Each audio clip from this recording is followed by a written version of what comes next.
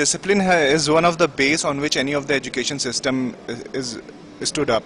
So how has been your experience with the earlier you were in army, so how has your experience with the army as an army professional has helped you in getting into the education sector?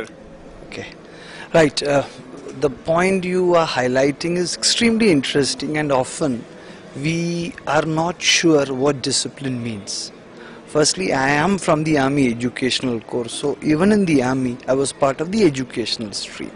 Secondly, what is discipline? Is it compliance? You can tell a dog to stand up, sit down, stand up, sit down. That is obedience, that is compliance. Can we get discipline wherein a self-aware individual follows certain systems and norms which are good for him and for the wider society? So on that context, what we try and do in the army, initial compliance moving towards discipline, is what fundamentally schools are expected to do. Instill value systems of discipline within the individual so that he can be a very good citizen of the country. So it's been fascinating. The army experience has tremendously helped me in being a half-decent school leader. And what are your views on RTE? Right. My views on RTE are extremely clear. A well-principled legislation, but as is usual on ground, the implementation is not what it should be. We have put in too many clauses. We have tried to achieve quite a few things which are presently out of our reach. And most importantly, we have handed our powers to people who do not know how to use it. Often they misuse it.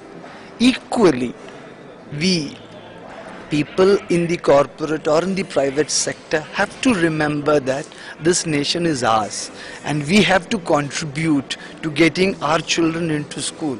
Neither can we step back and say, no, this is not our job, it's the government's job. What is the government? It's the democracy which creates a government, and we have to play our role in it. So what has been the role of technology in boosting the education development in India? Huge. In a country far-fledged, far-strung, with various systems, technology can be a game changer, and it has to be a game changer. Just remember 10 years back, how would you get your results? Newspapers and stuff like that. Today, everyone sits in front of the net and the results are through. Earlier, we had to do 1 million application forms. Today, we do all of them online sitting at a place. Technology has made a difference, but we still have a long way to go before we use technology optimally for India as a country, for India as a hub for student education. Once India was one of the top ranked country in education in the Gupta dynasty. We had Takshila, Nalanda, Vikramshila and a lot more other traditional universities where the culture of Gurukul was more predominant.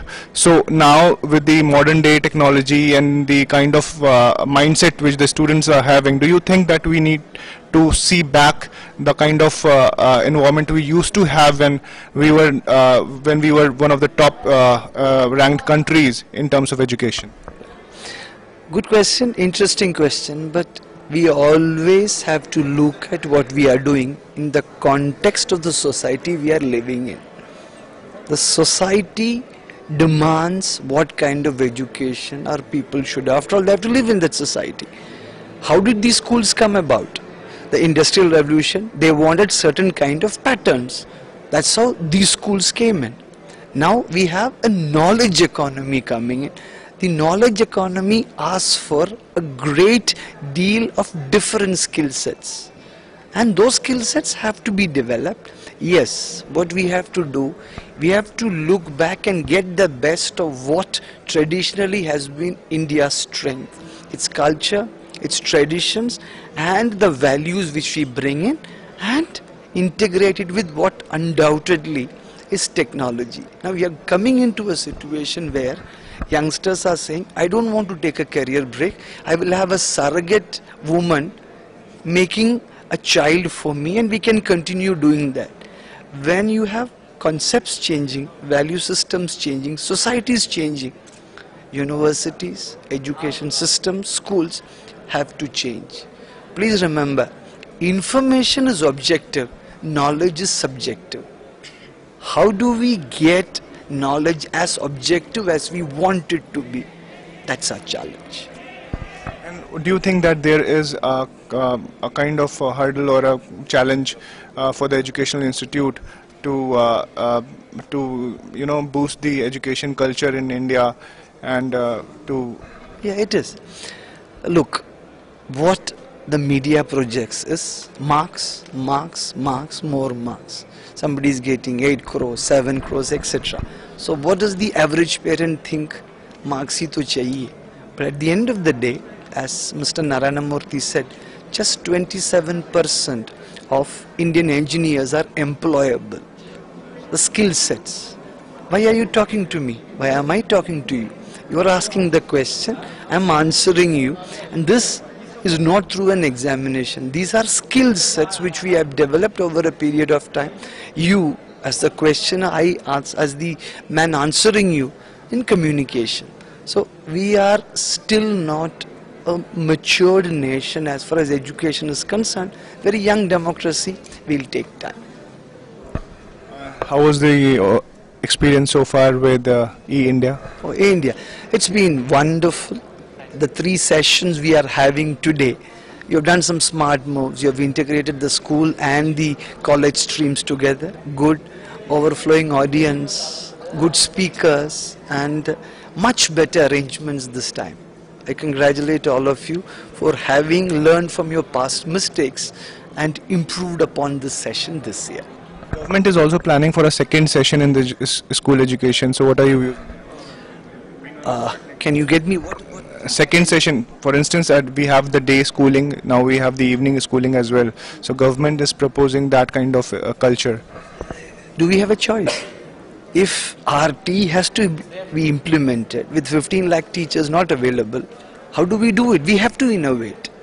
I studied in colleges where for a period we had shift system, 8 to 1, 1 to 5, night school, etc. We have to explore everything, and governments will try all initiatives. We all have to learn from trial and error. It's an initiative worth exploring, but we should learn from our mistakes. Thank you so much, sir. It's a pleasure having you here. Thanks a lot. Most welcome. Thanks for getting me.